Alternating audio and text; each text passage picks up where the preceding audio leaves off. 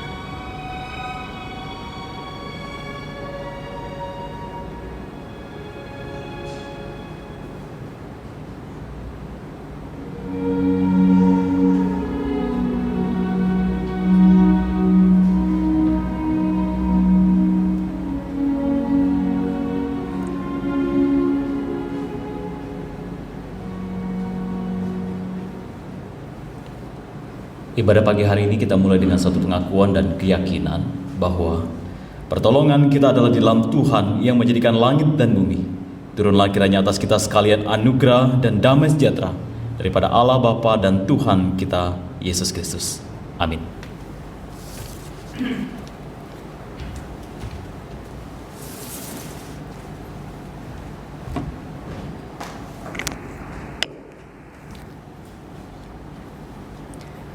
Haleluya, pujilah hai hamba-hamba Tuhan, pujilah nama Tuhan. Bapak Ibu yang dikasihi Tuhan, kita patut bersyukur kalau hari ini kita masih diberi kesempatan untuk beribadah kepada Tuhan. Untuk itu mari kita berikan yang terbaik dari diri kita, sikap, hati, pikiran kita, dan fokus kita untuk menyenangkan Allah. Mari kita menyanyikan bersama-sama, Ku kagum hormat akan Engkau. Ku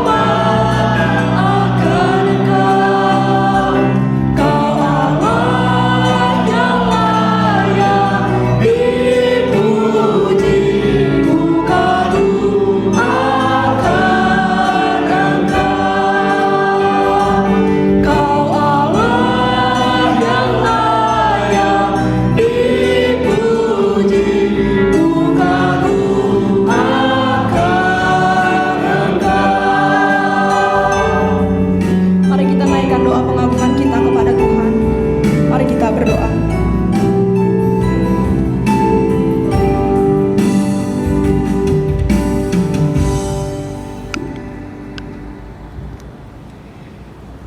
Ya Allah, Bapa kami yang bertahta di dalam kerajaan sorga, kami bersyukur atas segala perbuatan-Mu dalam hidup kami.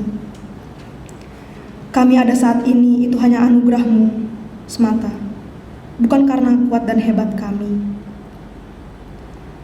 Tuhan, siapakah kami sehingga Engkau masih berkenan mengundang kami untuk hadir menikmati hadirat-Mu pagi ini? Oleh karena itu ya Tuhan, berkatilah ibadah ini. Pimpin dan tolong setiap kami agar hati, jiwa dan raga kami dapat dengan sungguh menggunakan waktu yang singkat ini untuk mengalami perjumpaan denganmu. Terima kasih ya Bapa. Inilah syukur dan hormat yang kami panjatkan melalui doa kami. Di dalam nama anak-Mu Yesus Kristus, satu-satunya Allah yang layak menerima hormat dan sembah kami. Kami berdoa. Amin. Bapak Ibu yang dikasihi Tuhan, dipersilakan duduk kembali.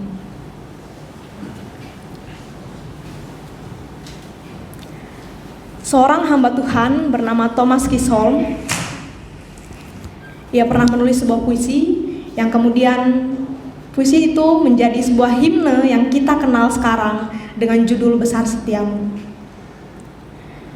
Pada surat yang ditulis tahun 1941, ia pernah menulis bahwa penghasilanku tidaklah besar setiap waktu karena gangguan kesehatan yang kualami dari tahun ke tahun. Namun aku tidak boleh gagal dalam mencatat kesetiaan yang tidak pernah gagal, yang Allah genapi dalam hidupku. Allah telah menunjukkan kepadaku banyak keindahan dari pemeliharaannya, yang olehnya aku dipenuhi rasa syukur yang menakjubkan. Bapak Ibu yang dikasihi Tuhan, kekaguman Mr. Chisholm ini akan bukti pemeliharaan Tuhan. Inilah yang menggerakkannya untuk mengekspresikan rasa syukurnya dengan menulis sebuah himne dengan judul Besar Setiamu. Kiranya pujian ini juga boleh mengingatkan kita kembali betapa besar kasih kesetiaan Allah di dalam hidup kita. Mari kita nyanyikan dengan kesungguhan hati, Besar Setiamu. Yang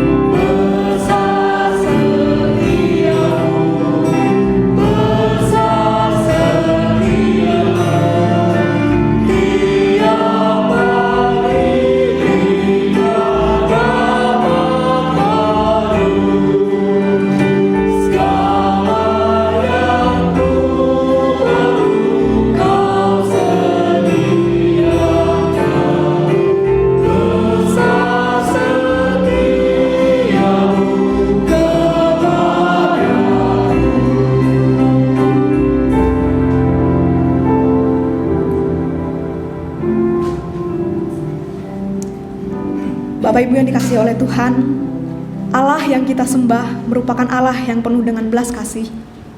Melalui anugerahnya kita dapat mendapati pendamaian atas dosa kita. Mari bersama saya mengundang setiap Bapak, Ibu, dan Saudara sekalian, kita datang kepada Tuhan saat ini, mengakui segala dosa dan pelanggaran kita yang telah kita lakukan hari lepas hari. Mari kita datang bersama-sama kepada Tuhan dengan menyanyikan anugerahnya limpah.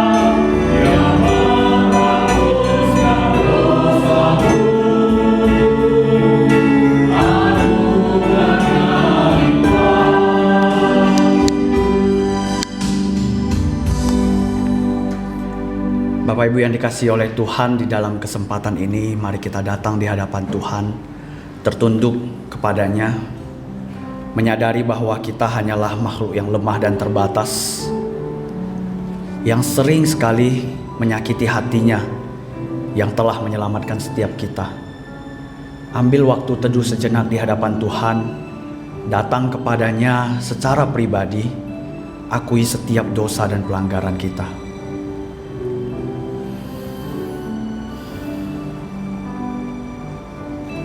Maka musuh kiranya mengejar aku sampai menangkap aku, dan menginjak-injak hidupku ke tanah, dan menaruh kemuliaanku ke dalam debu.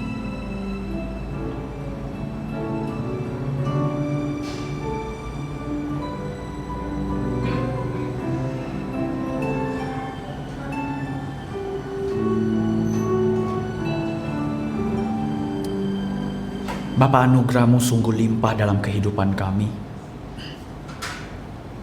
Kaki yang hari ini masih dapat Engkau izinkan untuk dapat berjalan, berdiri tepat di gedung gereja ini adalah bukti bahwa anugerah kasih-Mu melimpah dalam hidup kami. Namun bibir yang memuji Engkau sedari awal ibadah kami memulai, itu mengingatkan setiap kami betapa najisnya kami, betapa menjijikkannya setiap kami ini. Memuji Engkau, meninggikan Engkau seakan kami layak dan pantas, yang terkadang membuat kami lupa bahwa kami hanyalah makhluk yang terbatas. Kami datang ke hadapan-Mu, mengakui setiap cacat celah kami. Orang-orang yang najis bibir yang tidak layak ini, yang Engkau izinkan untuk dapat memuji Engkau, yang Engkau izinkan untuk dapat memuliakan Engkau. Terkadang kami malu kalau mendapati setiap kami di dalam setiap profesi maupun pekerjaan kami menyatakan diri kami Kristen, namun kami tidak melakukannya di dalam profesi dan pekerjaan kami. Terkadang di dalam kehidupan keluarga kami yang tidak tampak di gedung gereja ini tidak berjalan sebagaimana hati kami, penampilan kami di dalam gereja ini. Bapa, kami datang ke hadapan-Mu sekali lagi memohon ampun ke hadapan-Mu. Kami mohon pertolongan-Mu. Kami mohon pimpinan daripada Roh-Mu yang kudus, mengurapi setiap kami, menyentuh hati kami, mengguncangkan hidup kami sehingga kami sadar bahwa kami tidak mampu tanpa Engkau.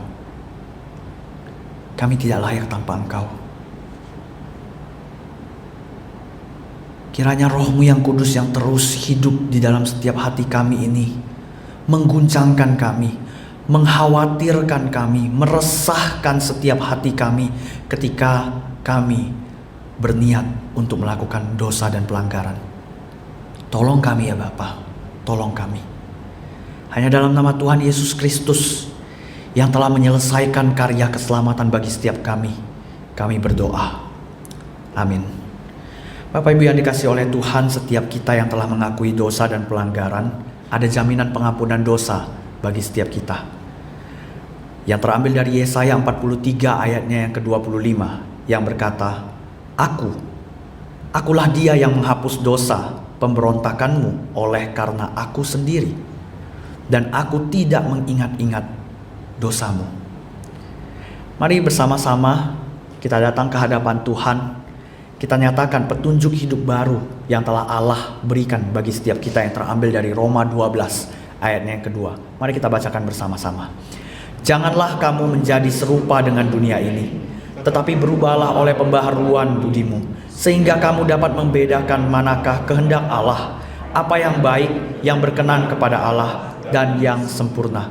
Mari bersama-sama dengan setiap orang-orang yang telah memperoleh keselamatan yang berasal daripada Yesus Kristus. Kita mengakui setiap iman kita, mengakui setiap kepercayaan kita melalui pengakuan iman rasuli.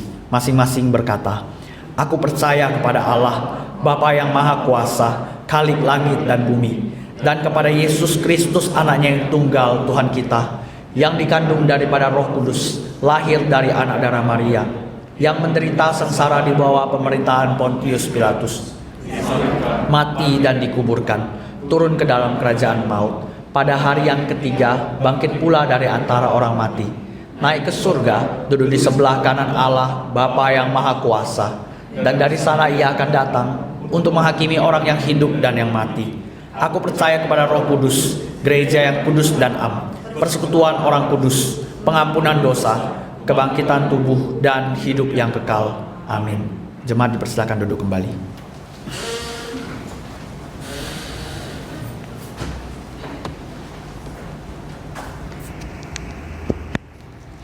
Jemaat yang dikasihi Tuhan, dalam perjumpaan bersama dengan Tuhan, setiap kita disapa oleh Tuhan dan kita menyapa Tuhan. Begitu juga saat ini melalui kebenaran firman Tuhan yang akan disampaikan oleh hambanya Guru Injil Berta. Mari bersama-sama kita mempersiapkan diri kita minta Allah Roh Kudus untuk menenangkan hati setiap kita, pribadi lepas pribadi. Dan biarlah kebenaran firman Tuhan yang akan disampaikan sekali lagi berbicara kepada setiap kita, menegur dan mentransformasi hidup kita, sehingga hidup kita jalani semakin indah, semakin serupa dengan Kristus. Mari kita menyanyikan Jadikan Aku Indah.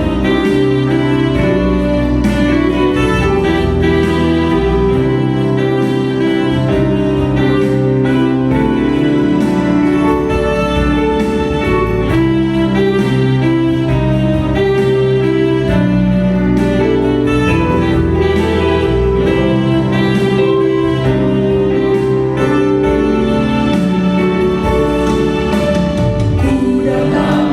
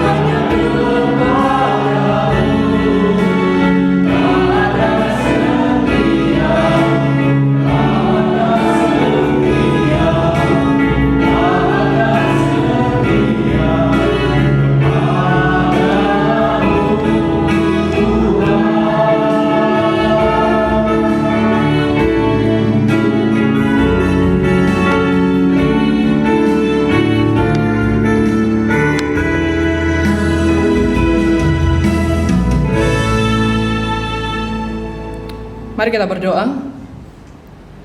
Tuhan, biarlah lagu ini menjadi satu komitmen kami, taat dan setia. Tetapi di dalam ketaatan dan kesetiaan kami butuh firman Tuhan. Karena standar taat dan setia kami di dalam keberdosaan kami seringkali berbeda dengan standar firman Tuhan. Seringkali ketika kami merasa kami melakukan hal yang benar, ternyata ketika kami melihat kebenaran firman sangat bertentangan. Karena seringkali kebenaran itu adalah sesuatu hal yang kerap kali dilakukan oleh kebanyakan orang. Kebenaran itu menjadi satu arus di dalam dunia ini. Dan sebenarnya itu adalah dosa. Oleh sebab itu ya Tuhan, ketika kami mengatakan kami ingin taat dan setia, tidak pernah kami boleh melepaskan firman yang harus kami terus renungkan. Karena itulah yang menjadi dasar dan standar ketika kami melakukan ketaatan dan kesetiaan kami. Sehingga definisi kami, pemahaman kami tentang taat dan setia itu tidak bertentangan dengan firman Tuhan. Karena iblis penuh dengan tipu muslihat. Iblis memakai arus dunia ini, memutarbalikkan fakta, sehingga kami mengatakan dosa itu adalah kebenaran. Oleh sebab itu ya Tuhan, Kau tolong kami, supaya ketika kami mendengarkan firman Tuhan, agar kami boleh sungguh-sungguh mendengarkan itu dengan seksama. Karena kebenaran firman Tuhan ini yang akan memurnikan hati kami. Terima kasih ya Tuhan, terpuji nama-Mu. Tolong juga untuk hamba-Mu yang terbatas ini. Tuhan, berikan hikmat kebijaksanaan, agar firman Tuhan yang sudah hamba-Mu persiapkan ini sungguh-sungguh boleh berbicara bagi setiap kami. Sungguh-sungguh Roh Kudus boleh bekerja ketika kami mendengarkan. Terima kasih ya Tuhan, terpuji nama-Mu. Dalam nama Tuhan Yesus kami berdoa dan bersyukur. Amin. Selamat pagi Bapak Ibu Jemaat sekalian. Kita bersyukur kita boleh kembali lagi bersama-sama untuk mendengarkan, beribadah, memuji, memuliakan dan mendengarkan kebenaran firman Tuhan. Hari ini tema kita adalah berani melawan arus. Mari kita buka di dalam Yesaya pasal 8 ayat 11 sampai 18.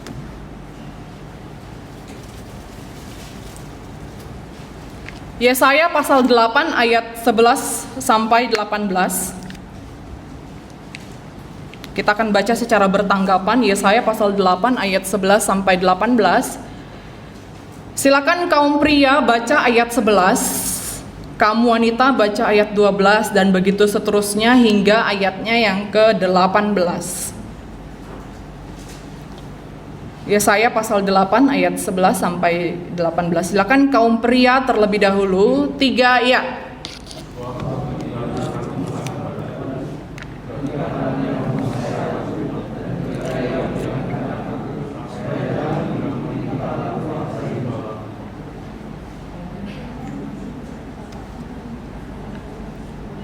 Silakan kaum wanita ayat 12 3 ya.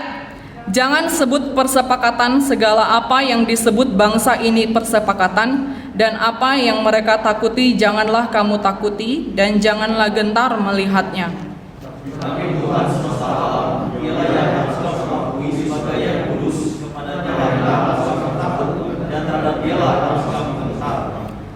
Ia akan menjadi tempat kudus, tetapi juga menjadi batu sentuhan dan batu sandungan bagi kedua kaum Israel itu, serta menjadi jerat dan perangkap bagi penduduk Yerusalem.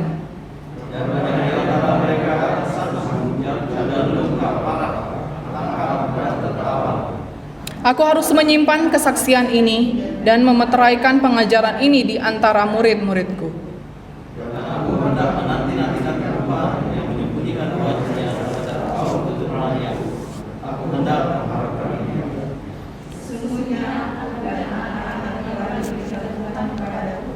Adalah tanda dan alamat di antara orang Israel, dan Tuhan semesta alam yang diam di gunung Sion. Ya, demikian jauh pembacaan firman Tuhan. Bapak Ibu jemaat sekalian, saya pikir ada satu hal yang Tuhan dan setan itu bisa sama-sama sepakat. Kira-kira ada yang tahu? Ini cuma gambar ilustrasi aja ya, jangan dinilai dari sudut pandang teologis. Ini Tuhan dengan setan nggak mungkin bisa begini. Nggak, ini cuma ilustrasi aja ya. Kira-kira apa Bapak Ibu? Pernah nggak terpikir ada satu hal yang saya rasa Tuhan dan setan sama-sama bisa sepakat? Ada yang tahu? Saya yakin Tuhan dan setan sama-sama tidak setuju apabila pencobaan ditiadakan di dunia ini. Benar nggak? Setan kerap kali memakai pencobaan itu untuk membuat manusia jatuh ke dalam dosa. Ada jutaan manusia yang berkali-kali jatuh di dalam pencobaan. Dia selalu bekerja keras untuk mendatangkan tipu muslihat sepanjang zaman ini. Dia selalu bekerja keras untuk membuat manusia jatuh di dalam dosa. Makanya Bapak Ibu jemaat sekalian jangan mau kalah sama iblis. Kegigihannya itu luar biasa. Dia tipe pekerja keras. Yang males-malesan kerja, yang males-malesan kuliah, kalau doa sama Tuhan minta dijauhkan dari pencobaan, iblis mah ketawa sama kita. Dia bilang, ya kali lu bebas dari pencobaan, males gitu orangnya. Kayak gue dong. 24 hours kerjanya. Mana pernah gue terlambat kerja? Mana ada ceritanya saya malas-malesan? Tuh, bener kan banyak penghuni neraka. Bapak Ibu, saya pikir ini salah satu sifat iblis yang patut dicontohi ya. Tipe pekerja keras. Saya rasa kalau dia pengusaha, pasti dia jadi pengusaha tersukses di dunia. Bapak Ibu, setan pasti tidak setuju jika pencobaan di dunia ini ditiadakan. Kenapa? Karena dengan pencobaan itu membuat tujuannya tercapai, menjatuhkan manusia ke dalam dosa. Tapi bagaimana dengan Tuhan? Saya rasa Tuhan juga sama Bapak Ibu. Saya rasa Tuhan pasti juga tidak akan mengizinkan pencobaan di dunia ini tidak ada. Ya walaupun ada yang membedakan ujian dan pencobaan. Ujian itu dari Tuhan, pencobaan itu dari iblis. Tapi sebenarnya bentuknya sama aja Bapak Ibu.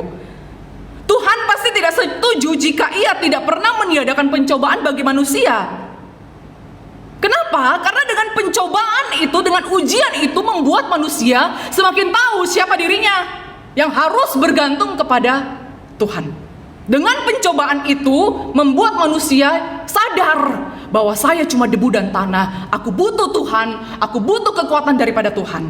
Dan imannya semakin bertumbuh.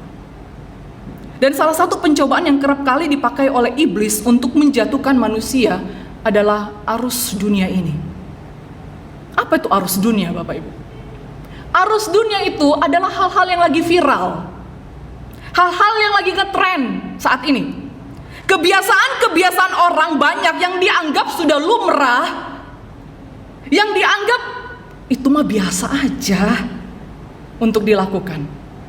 Dan hal inilah yang seringkali membuat kita jatuh ke dalam dosa. Tapi bukankah itu yang menjadi panggilan kita untuk menjadi garam dan terang di tengah dunia ini? Bukankah panggilan kita memang adalah untuk berperang melawan kuasa-kuasa kegelapan yang ada di dalam dunia ini? Panggilan kita adalah untuk berperang melawan arus dunia ini. Kita dipanggil untuk tidak menjadi serupa dengan dunia ini. Dan inilah yang menjadi panggilan Nabi Yesaya yang tadi kita sudah baca. Bapak Ibu, ketika Tuhan memanggil Yesaya menjadi seorang nabi dan memberitakan firman Tuhan kepada orang Israel, keadaan orang di Israel itu bukan sedang baik-baik saja Bapak Ibu. Dia tidak hanya sekedar memberitakan firman Tuhan kepada bangsa Israel, tapi dia juga sedang berperang melawan arus dunia, arus dosa yang sedang dilakukan oleh bangsa Israel. Dan pada saat itu bangsa Israel menganggap hal tersebut adalah wajar, lumrah untuk melakukan keberdosaan. Maka itu ada beberapa hal yang bisa kita pelajari dari nats yang kita sudah baca ini Bapak Ibu ya. Yang pertama, kekuatan untuk melawan arus dunia itu hanyalah berasal daripada Tuhan. Bapak Ibu, kalau kita lihat di ayat 11 ya, Di ayat 11 kita baca, lihat di Alkitab kita. Dikatakan di situ ada perkataan Nabi Yesaya yang mengatakan, iya ini Tuhan ya.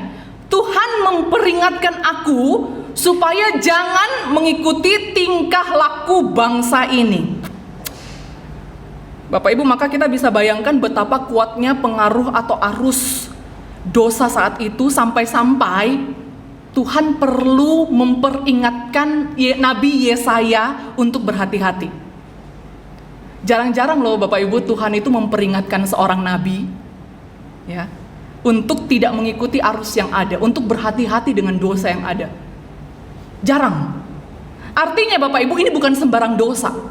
Arus dunia pada saat itu, arus dosa pada saat itu bukan sembarang dosa. Dosa ini sudah merasuk ke dalam setiap orang-orang Israel.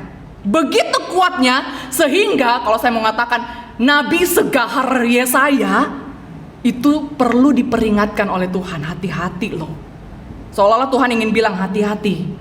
Walaupun engkau seorang nabi, walaupun tingkat kerohanianmu itu di atas rata-rata, jangan sampai engkau mengatakan apa yang mereka lakukan itu benar.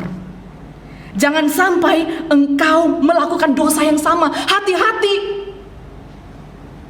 Bapak Ibu, biasanya orang yang kalau sudah kompeten di bidangnya itu tidak perlu nasihat yang memang dia sudah tahu itu akan menjadi tantangan di dalam tugasnya. Misalnya kalau kita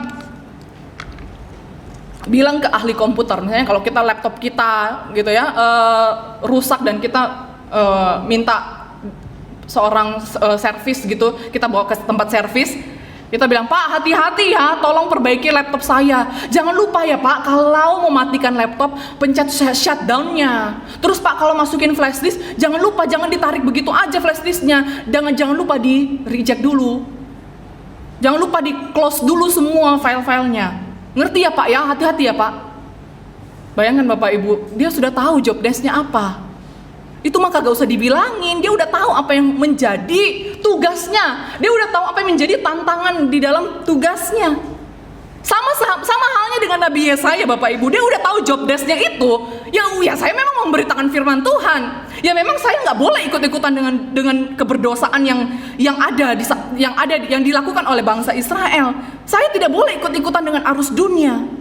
Tapi justru Tuhan memperingatkan sesuatu yang paling mendasar sebagai job desk-nya seorang nabi. Tuhan memperingatkan aku supaya jangan mengikuti tingkah laku bangsa ini. Berarti Bapak Ibu, ini sesuatu yang sangat serius. Tuhan sedang memperingatkan Nabi Yesaya, hati-hati. Hati-hati. Maka pertanyaan yang bisa kita ajukan adalah, seserius apa sih dosa saat itu?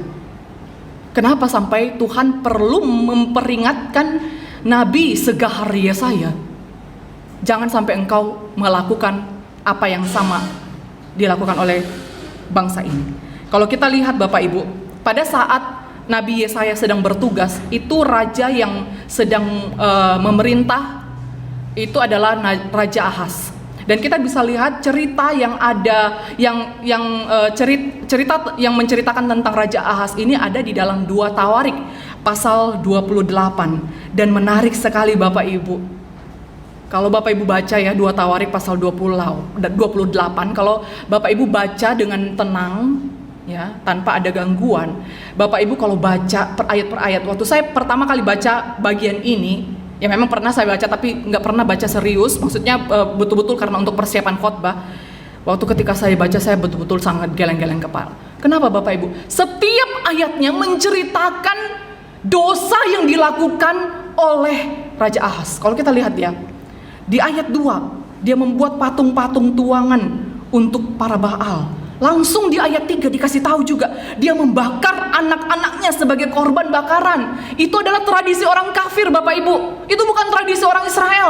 Tidak pernah Tuhan mengajarkan hal itu. Tetapi karena arus dunia pada saat itu, engkau harus mempersembahkan orang yang engkau sangat kasihi kepada Baal. Dan dia melakukan itu.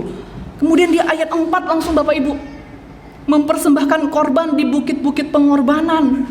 Ayat 5-15 itu sebuah hukuman yang diberikan oleh Tuhan. Yehuda diserang oleh Aram dan Israel, kerajaan utara ya. Dan sebenarnya Tuhan masih bermurah hati kepada bangsa Yehuda sehingga mereka tidak menjadi tawanan. Jadi kalau Bapak Ibu baca di ayat 5 sampai 15 ini, mereka ini sudah ditawan.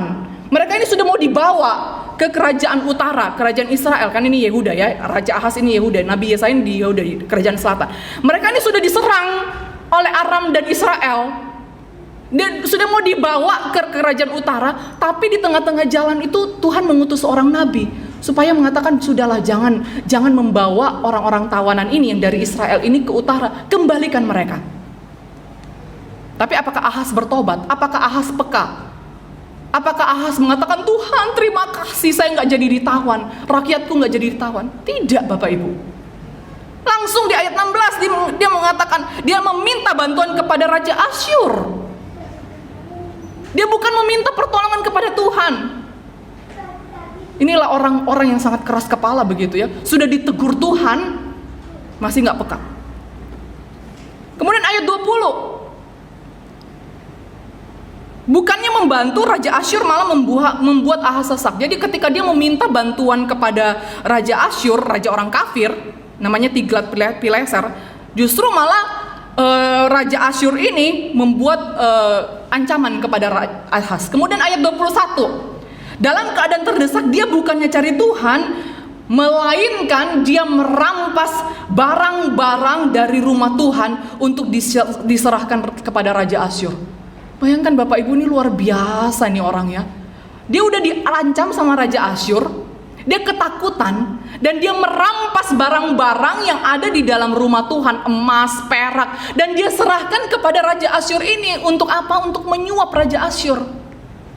Kemudian di ayat 23, dia mempersembahkan kepada Allah orang Damsyik yang telah mengalahkan dia. Karena dia sedang dalam keadaan terjepit, Bapak Ibu, dia diancam oleh Asyur. Kemudian dia juga mempersembahkan korban kepada Allah orang Damsyik. Sebelumnya, kalau cerita-cerita sebelumnya ini, Damsyik itu mengalahkan Raja Ahaz. Ketakutan dia, bukan cari Tuhan, malah mempersembahkan korban kepada Baal. Kemudian ayat 24, dia mengumpulkan perkakas rumah Allah. Sekali lagi nih ya, dia pretelin semua ini barang-barang yang ada di rumah Tuhan. Dia hancurkan, Bapak Ibu.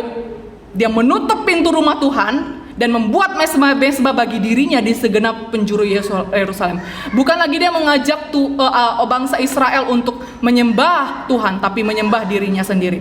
Dan ayat 25, di seluruh kerajaan Yehuda ia membuat bukit-bukit pengorbanan bagi Allah lain. Saya waktu baca ini, Bapak Ibu, setiap ayatnya saya hanya geleng-geleng kepala. Kok ada ya raja sebobrok ini ya? Setiap ayat yang saya baca membuat saya tercengang akan apa yang dilakukan oleh Raja Ahaz ini. Kok bisa Ahaz yang adalah seorang pemimpin bangsa Israel, pemimpin bangsa yang tanda kutip religius ya, itu melakukan hal ini? Dan celakanya nggak ada cerita di mana rakyatnya itu protes kepada pemimpinnya karena pemimpinnya itu melakukan hal seperti itu. Saudara coba bayangkan ya, seorang pemimpin dari bangsa yang religius tiba-tiba melakukan hal yang bertentangan dengan ajarannya. Saya rasa pasti banyak warga yang protes. Atau bayangkanlah ya, Pak Jokowi.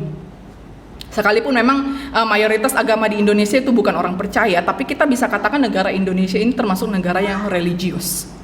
Bayangkan jika Pak Jokowi tiba-tiba bikin patung di mana-mana untuk disembah oleh bangsa Indonesia. Dan menyuruh semua bangsa Indonesia menyembah patung itu. Nggak mungkin banget kan, pasti banyak protes di sana sini. Pasti banyak yang tentang. Tapi saat itu tidak ada yang tentang, Bapak Ibu. Tidak ada yang tentang. Maka kita bisa bayangkan separah apa keadaan Yehuda saat itu. Seorang pemimpin dari bangsa religius ketika melakukan perbuatan yang sangat bertentangan dengan ajaran agamanya, tapi celakanya tidak ada protes yang dilakukan oleh bangsa Yehuda saat itu. Pemimpinnya tidak taat, dibarengi juga dengan umat yang bobrok juga. Maka kita bisa bayangkan Bapak Ibu betapa kuatnya arus dosa saat itu. Semua rakyat Israel, Yehuda sama-sama melakukan kejahatan. Bahkan di ayat 19 kalau kita baca ya, di Yesaya pasal 8 ayat 19, itu dikatakan bahwa sudah memang menjadi kebiasaan orang-orang Israel itu mencari petunjuk kepada arwah dan roh-roh peramal. Itu udah jadi kebiasaan. Dan di dalam keadaan seperti inilah Nabi Yesaya dipanggil Tuhan untuk menegur Raja Ahaz dan menegur bangsa Yehuda. Bapak Ibu, pertanyaannya, apakah Nabi Yesaya berani melawan arus? Ya, dia berani. Apakah dia berhasil? Ya, dia berhasil. Apa yang menjadi penyebabnya? Kalau kita lihat Bapak Ibu, di dalam ayat 11, Nabi Yesaya mengatakan, ketika tangannya menguasai aku. Apa artinya ini Bapak Ibu? Ketika Nabi Yesaya tahu tangan Tuhan sudah menguasainya, maka ia tahu pada waktu yang sama Tuhan akan memberikannya kemampuan untuk melawan arus dunia yang mengerikan saat itu. Kalau kita lihat perkataan yang dilontarkan oleh Nabi Yesaya ketika pertama kali ia bertemu Tuhan dan Tuhan memanggilnya di pasal 6 ya. Di pasal 6 ini adalah ayat yang sangat terkenal sekali ketika Tuhan memanggil Yesaya untuk menjadi seorang nabi. Kalau kita lihat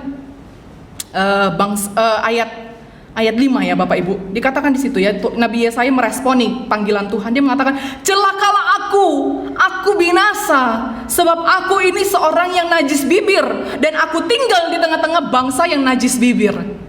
Seolah-olah Yesaya mengatakan, ini sebelum pasal 8 ya Bapak Ibu, seolah-olah Nabi Yesaya mengatakan, ya Tuhan, siapa aku ini? Aku ini orang berdosa, aku ini orang yang mudah ikut arus, bangsaku najis bibir, aku pun demikian. Yesaya menyamakan dosanya dengan dosa bangsanya. Artinya ada kemungkinan bahwa sebelumnya Nabi Yesaya juga adalah orang yang terbawa arus saat itu. Karena apa? Dia menyamakan dosanya dengan dosa bangsanya. Aku najis bibir dan juga aku tinggal di tengah-tengah bangsa yang najis bibir. Tapi ketika dia sadar akan keberdosaannya dan menjawab panggilan Tuhan, maka tangan Tuhanlah yang menguasainya. Dari situlah itu menjadi turning point. Dia sudah punya kekuatan untuk berani melawan arus. Bapak Ibu, ketika kita menyerahkan hidup kita ke dalam tangan Tuhan, maka seketika itu juga Tuhan yang memegang hidup kita. Dan bukankah itu yang dikatakan oleh Rasul Paulus di dalam Roma pasal 8 ayat 35 sampai 39? Siapakah yang akan memisahkan kita dari kasih Kristus? Penindasan atau kesesakan atau penganiayaan atau kelaparan atau ketelanjangan atau bahaya atau pedang?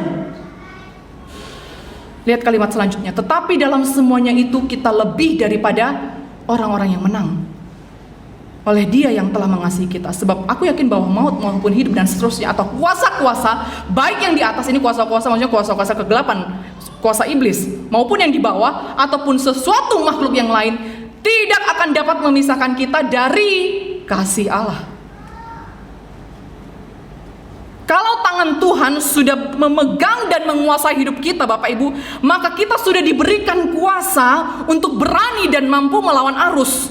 Ini sudah jaminan dari Tuhan Bapak Ibu. Kita sudah diberikan kuasa untuk kamu bisa berani melawan arus, untuk kamu bisa mampu melawan arus. Tapi masalahnya, kita mau atau tidak?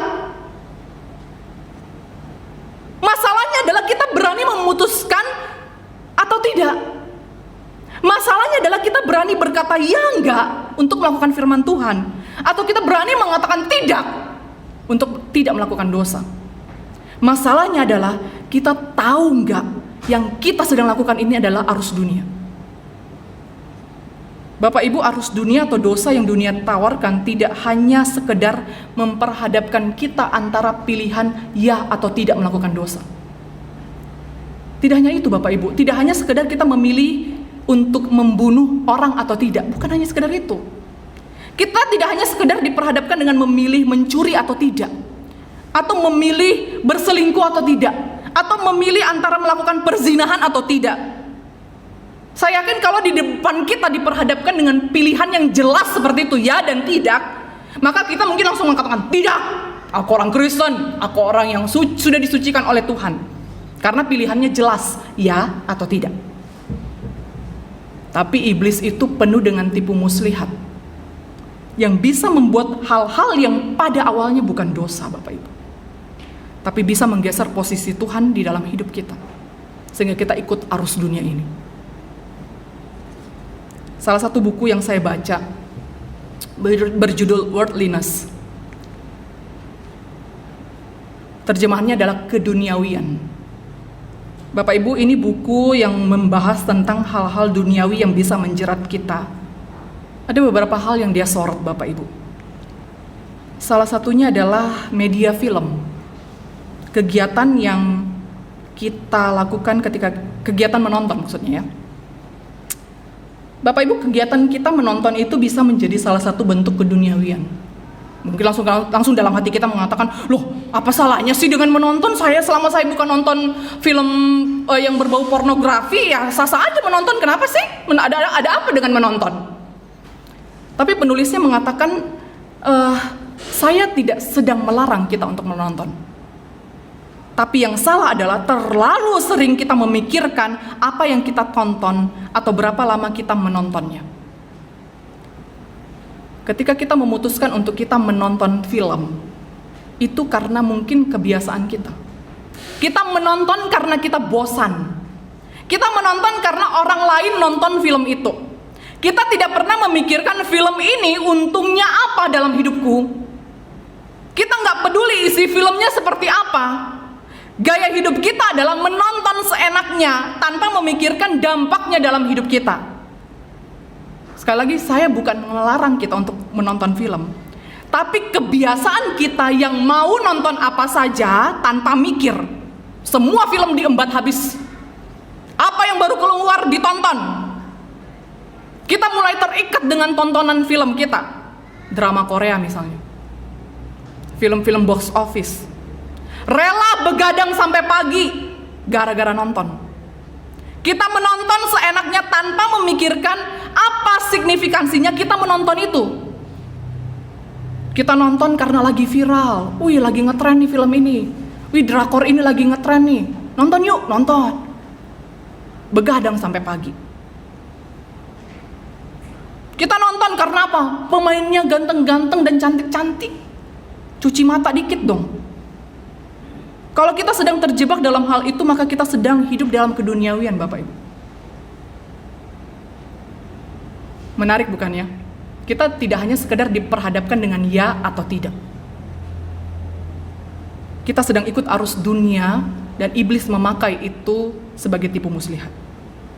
Bapak Ibu, saya mah nggak terlalu tertarik ya dengan aktor-aktor Korea. Cukup waktu saya tidur, saya lihat ke samping ada suami. Udah mirip kok kayak artis Korea. Bener nggak? Korea Utara tapi ya. Bapak Ibu, apakah semangat kita untuk nonton film Korea sama ketika kita mencari Tuhan? Semangatmu untuk download film-film terbaru, untuk cari link-link film terbaru, apakah sama ketika kita cari Alkitab kita dan baca firman Tuhan? Duitmu yang kau keluarkan untuk langganan Netflix atau apalah itu ya, untuk beli kuota, apakah jauh lebih besar daripada persembahanmu untuk Tuhan? Kalau Tuhan sudah nggak ada lagi di hatimu, maka engkau sedang ikut arus dunia tanpa engkau sadari. Maka itu Nabi Yesaya mengingatkan kita di ayat 13. Tetapi Tuhan semesta alam, Dialah yang harus kamu akui sebagai yang kudus. Kepadanya lah harus kamu takut, dan terhadap Dialah harus kamu gentar. Bapak Ibu, inilah prinsip yang Nabi Yesaya sedang tunjukkan, bahwa ketika kita lebih takut kepada Tuhan, maka kita harus berani lawan arus.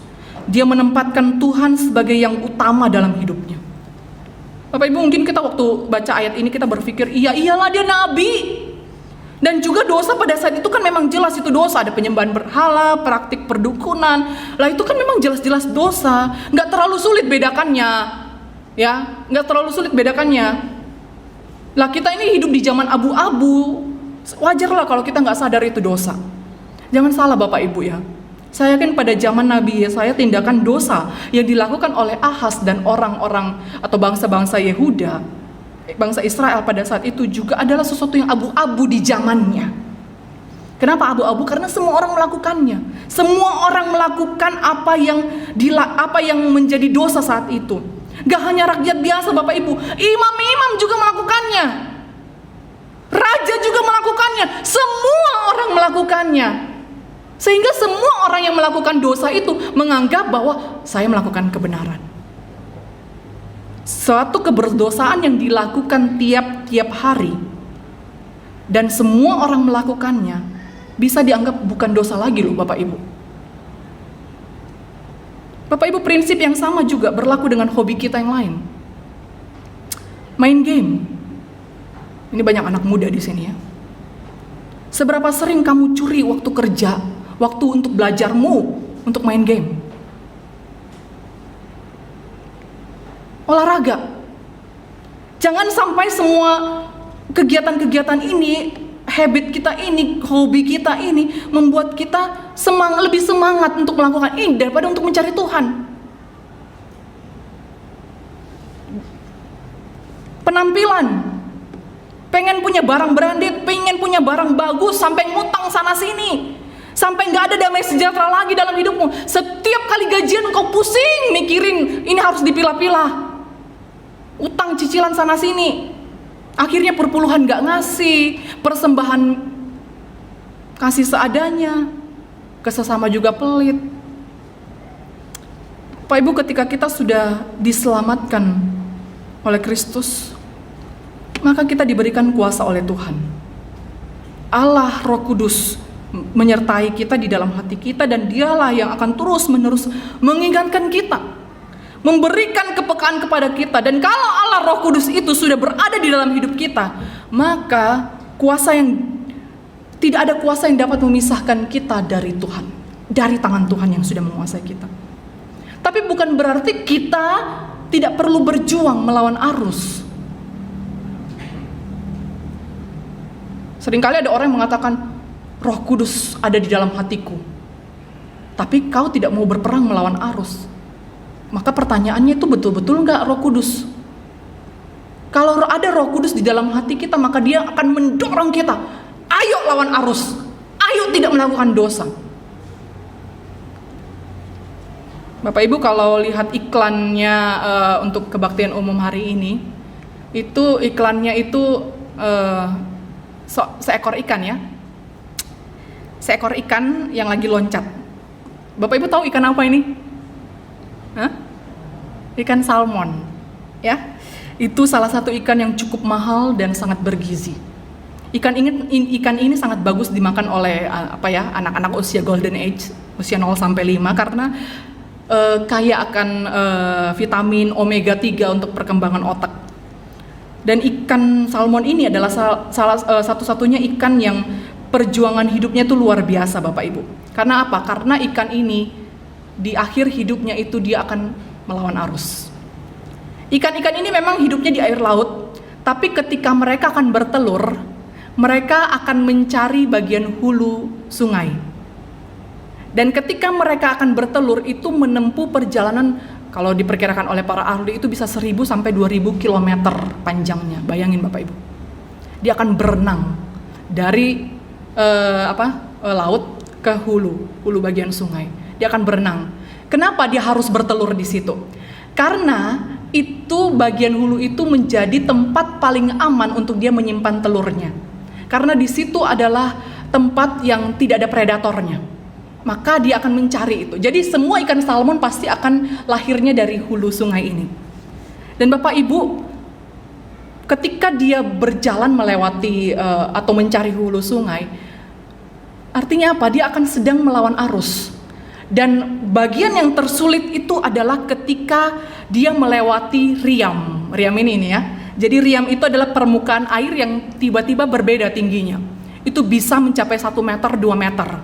Dan disitulah mereka akan berusaha meloncat-loncat. Dan biasanya kalau ada film-film di mana itu atau dokumenter, itu beruang paling suka nih di sini. Dia akan cuma membuka mulutnya dan itu ikan salmon akan masuk terus ke mulutnya. Kenapa? Dia loncat. Dia berusaha untuk loncat untuk lawan arus itu Bapak Ibu. Dia akan berusaha untuk loncat melawan arus itu supaya gue sampai ke hulu itu. Dia nggak peduli. Ada beruang kayak di situ, ada apa? Pokoknya saya mau sampai hulu. Maka konon katanya karena mereka itu mampu meloncat sampai 4 meter Bapak Ibu untuk bisa sampai ya. Karena itu ada beberapa kali mereka harus melewati riam-riam seperti ini. Maka konon katanya ikan salmon ini mempunyai otot yang sangat baik, dan itulah yang membuat mereka menjadi sangat bergizi. Kandungan omega 3-nya itu tinggi sekali. Bapak Ibu, perjalanan yang sangat panjang diiringi dengan perjuangan yang luar biasa, hantaman, keletihan, menghadapi arus yang kuat itu, tapi karena mereka tetap fokus untuk mencapai tujuan mereka, tempat untuk mereka bertelur. Dan ternyata Bapak Ibu, setelah mereka bertelur, apa yang terjadi? Mereka mati. Mungkin kalau kita pikir ya elah sayang amat sih habis bertelur mati gitu ya. Bapak Ibu, perjuangan inilah yang membuat ikan itu menjadi ikan yang cukup mahal harganya dan sangat bergizi dan juga sangat lezat. Bapak Ibu, jangan mau kalah sama ikan salmon. Apalagi kita tahu tujuan hidup kita ini adalah untuk memuliakan Tuhan. Apalagi kita tahu bahwa hidup kita ini sudah dipegang oleh Tuhan. Apalagi kita tahu harga penebusan yang Tuhan berikan untuk hidup kita itu sangat mahal. Bapak Ibu, cuma ikan yang mati yang ikut arus. Cuma rohani yang mati yang ikut arus dunia.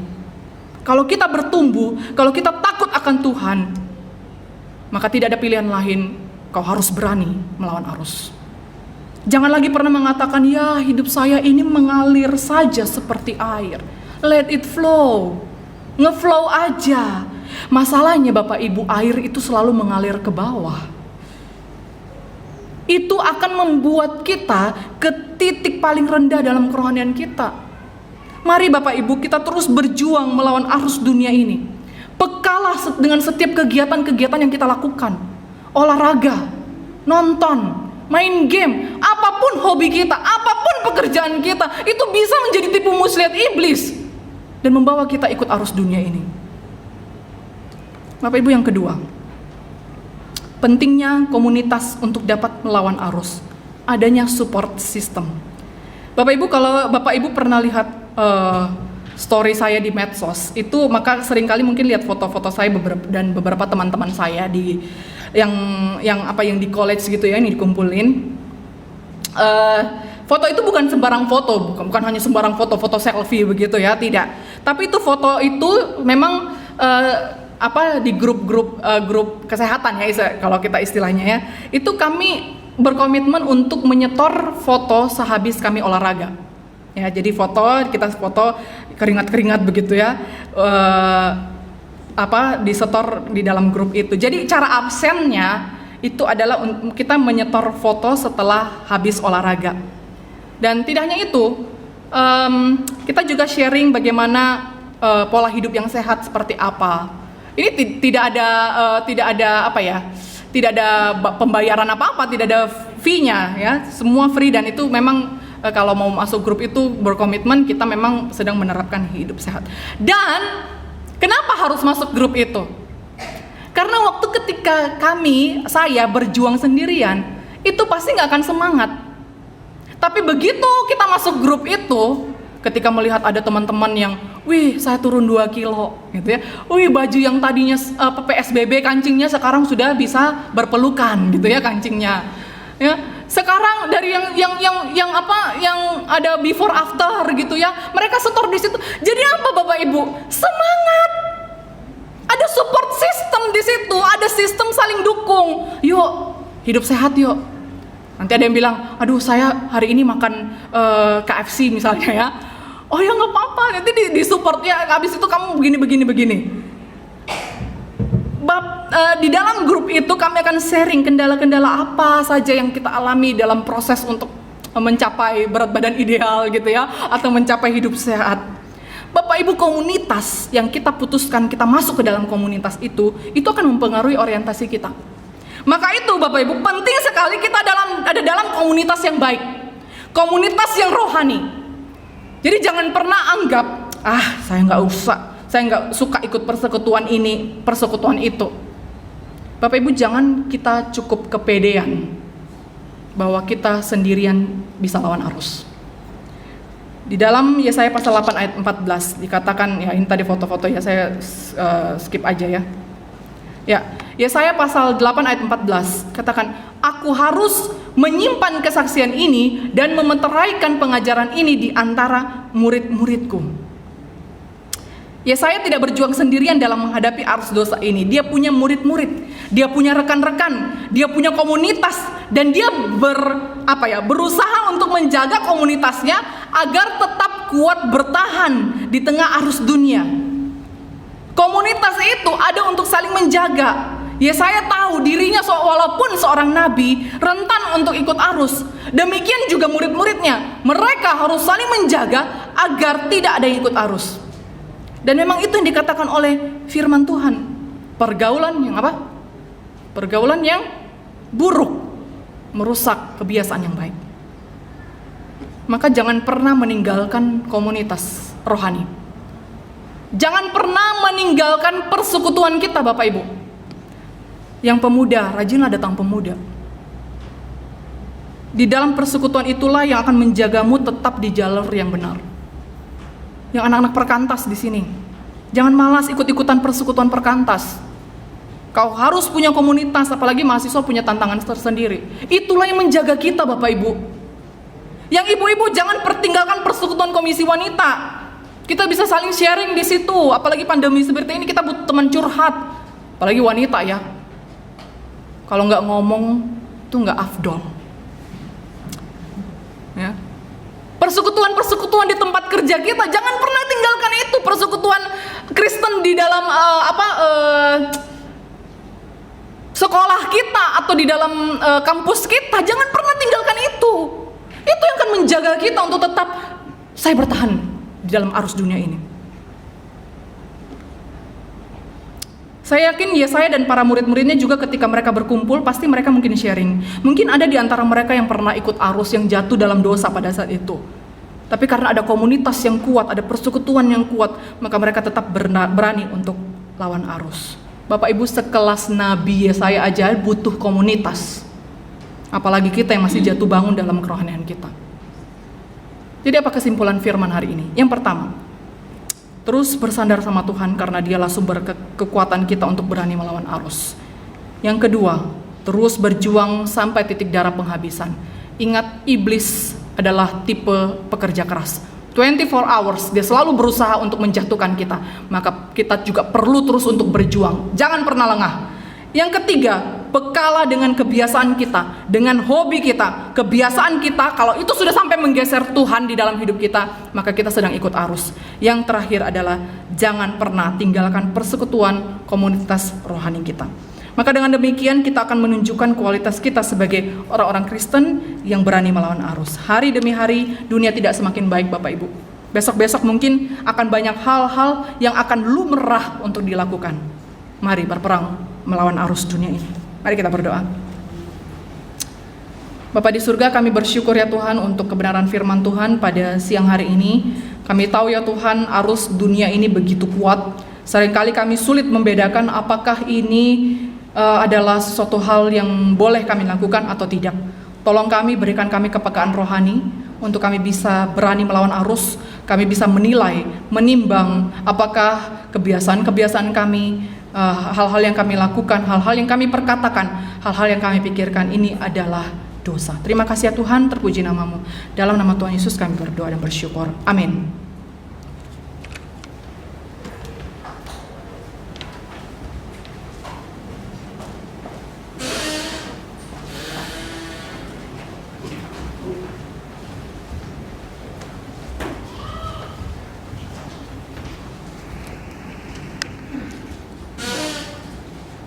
Bapak Ibu yang dikasihi oleh Tuhan, kita bersyukur atas kebenaran firman Tuhan yang telah disampaikan oleh hambanya. Kiranya hidup kita terus bersandar kepada Tuhan dan berani melawan arus dunia ini.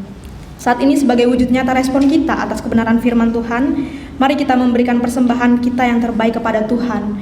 Dan biarlah saat ini kita tidak hanya memberikan persembahan dalam bentuk materi, melainkan saat ini kita boleh mengambil keputusan untuk mempersembahkan segenap hidup kita sebagai persembahan yang hidup untuk menggenapi rencana Tuhan. Mari kita bersama menyanyikan Tuhan inilah hidupku.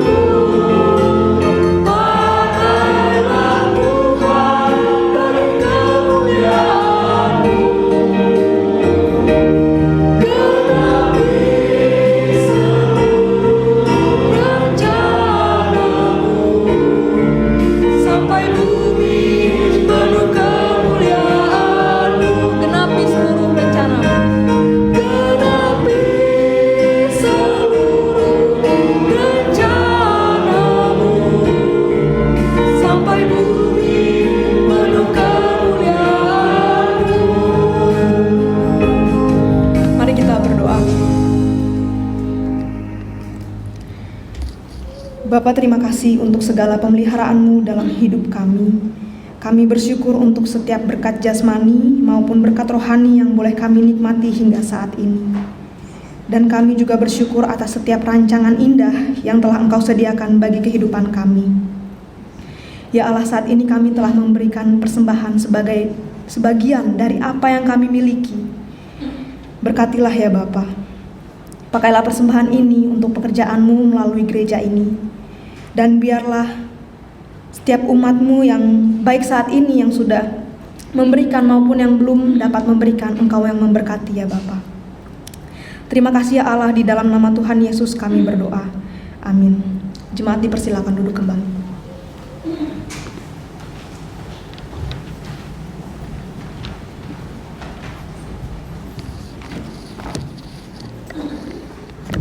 Kita bersyukur untuk kebenaran firman Tuhan yang boleh disampaikan oleh hamba-Nya. Sekali lagi boleh mengingatkan kita melalui firman Tuhan, fokus kepada Tuhan.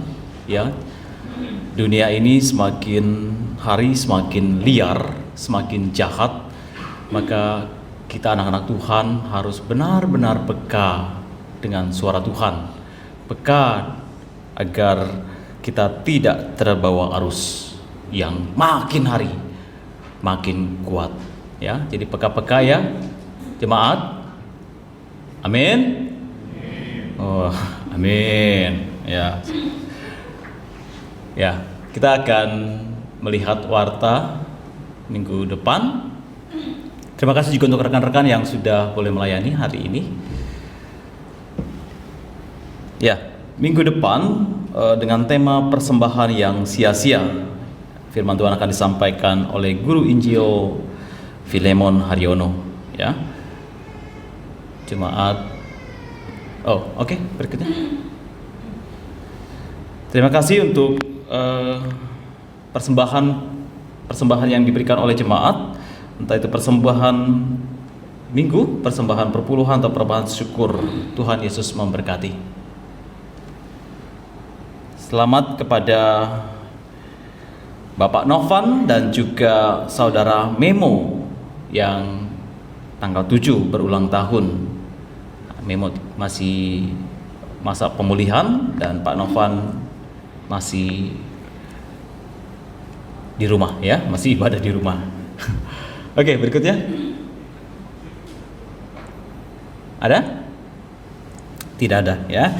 Jadi Bapak Ibu yang terkasih, biarlah setiap kita mengikuti seminar-seminar yang di-share di grup GKI Bengkulu, itu bisa diikuti dan terus menjaga kesehatan dengan baik. Bukan hanya menjaga kesehatan dengan baik, tetapi juga kerohanian dengan baik. Ya, baca firman Tuhan yang dikirimkan oleh Cantau Siska dalam grup GKI Bengkulu. Kalau kata Pak Wawi, ya terima kasih Cantau Siska, begitu ya. Baca, dan itu adalah diambil dari Gema. Gema adalah saat teduh yang dibuat oleh GKI, ya, Sinode GKI, dan itu hal yang baik karena berdasarkan sistem satu kitab. Entah itu kita menghabiskan kitab Yesaya, dan itu hal yang baik juga, ya. Mari kita bangkit berdiri, kita akan akhiri ibadah kita.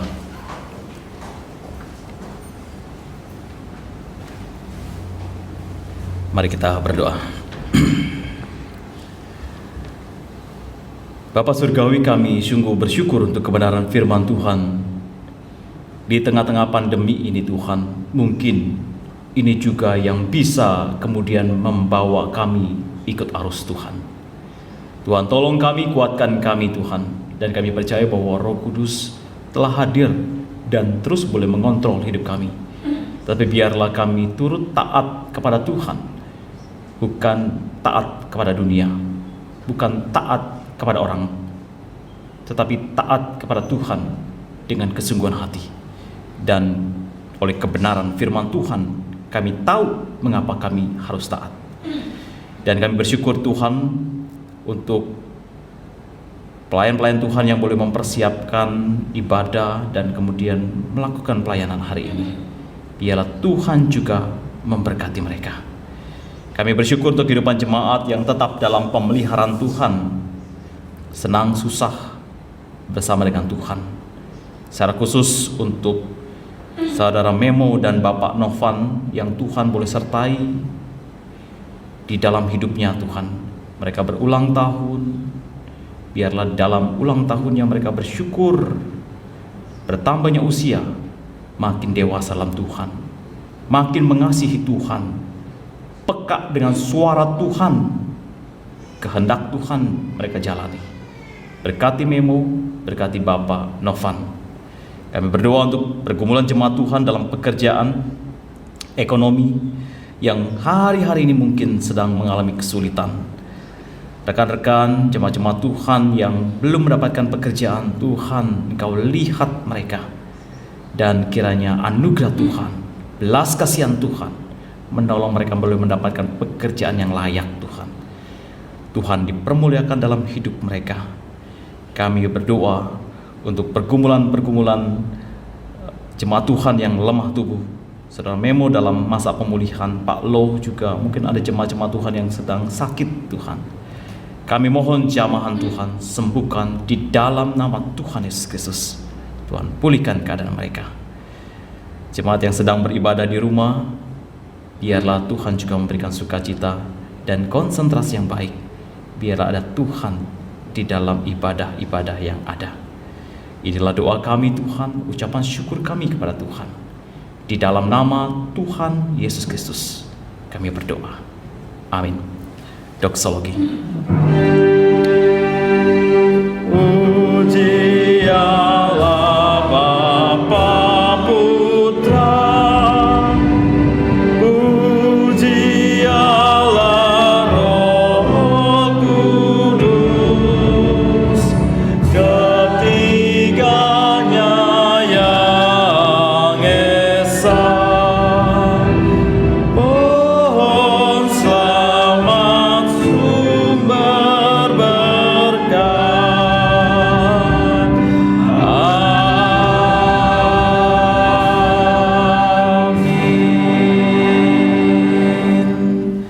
Jemaat yang terkasih dalam Tuhan, kita sudah selesai ibadah dan mari kita arahkan hati kepada Tuhan dan terimalah berkat Tuhan. Tuhan memberkati engkau dan melindungi engkau. Tuhan menyinari engkau dengan wajahnya dan memberi engkau kasih karunia. Tuhan menghadapkan wajahnya kepadamu dan memberi engkau damai sejahtera. Kasih karunia Tuhan Yesus Kristus dan kasih Allah dan persekutuan Roh Kudus menyertai jemaat sekalian mulai saat ini sampai Tuhan Yesus menjemput umatnya yang setia. Amin.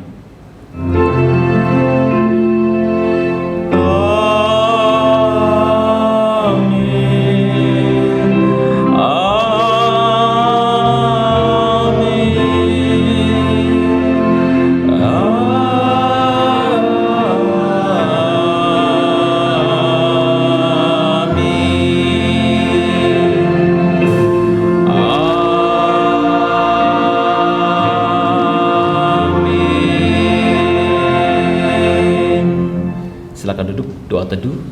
Tuhan Yesus berkati.